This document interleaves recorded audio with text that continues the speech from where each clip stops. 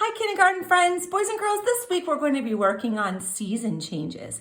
We're going to have a lot of fun after we watch that song. Sang that song together about season changes.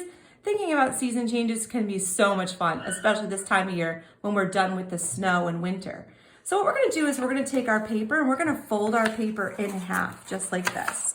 So I'm going to take my paper and fold it in half. And on one side of my paper, I'm going to draw a winter scene. And on the other side of my paper, I'm going to draw a spring scene. Okay? We want to be thinking about, there's no right or wrong answer here, boys and girls. We can have a lot of fun. So on this side, you can do a winter scene. It could be a mountain. I have a mountain with snow on it. I drew a snowman with snowflakes. I know you've become experts at drawing snowflakes. And I have some ice and snow melting on the ground. And on this side, and I have some evergreen trees, and sometimes the mountains are a little bit green towards the end of winter. And over here on this side, I have the start of sprouting of flowers and grass starting to perk up and tall types of weeds starting to grow in as well. You could draw butterflies. You could draw little birds on the trees with birds' nests. You can have a lot of fun thinking about springtime.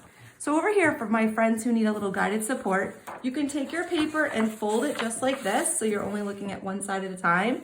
And I'm going to draw a half circle, and I'm going to draw another circle that goes over on top, and one more to go here, just like this.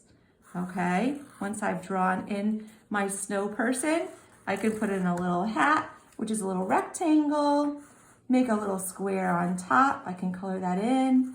I can make my eyes and my carrot nose. I know these are all things that we're like, whew, I'm so done with snowmen, right?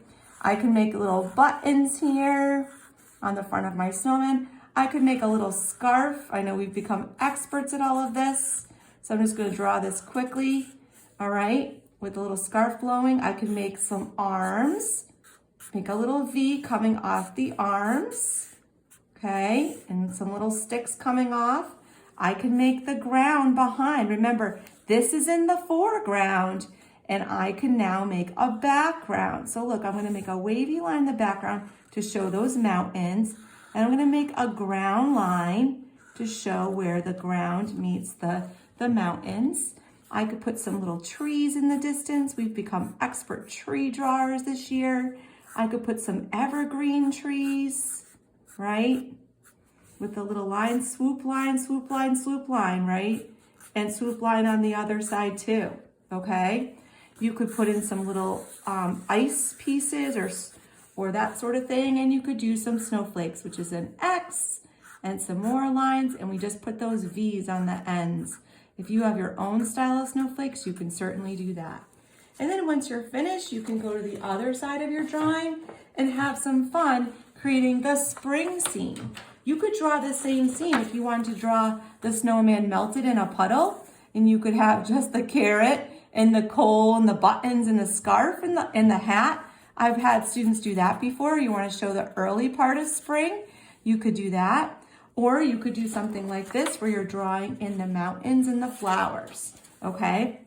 So I can continue my land line, see, up and down. I'm going to leave a little space here because I'm going to put some flowers in, like a little garden that's starting to grow. So I'm going to put some circles first, and then I'm going to go in and make some loops around my circles, just like this. See? Overlapping those curvy lines, those loops. Loop out, okay? Then I can go in afterwards. You'll draw this with pencil first, and then you can go in and you can add in all kinds of details. Remember, there's really no wrong answer, boys and girls. You can do whatever you want to for your spring scene. Don't forget to put some little details in, like the leaves on the flowers. You could draw some grass growing behind, or tall types of grass, right? Okay, you could draw a tree. Let's see, I could draw in a tree. Remember, it's out, out, and a V. Out, out, and a V. Out, out, and a V. All right, and you could start to put those little buds on the flowers, on the tree, right? Make some little branches and put some little buds coming off of the tree branches. Those buds are like little leaves starting to form on the tree. Okay, you could make the sun coming up in the distance. You could put clouds, or you could show that it's raining outside, boys and girls. You could put some puddles on the ground, okay, to tell the story of spring. All right, so have a lot of fun with this, and then of course we will add color. This is just to support those who may not be able to make it to my class. All right, boys and girls, so we're drawing winter on one side and the start of spring on the other. Can't wait to see your work, boys and girls. Great job, kindergarten.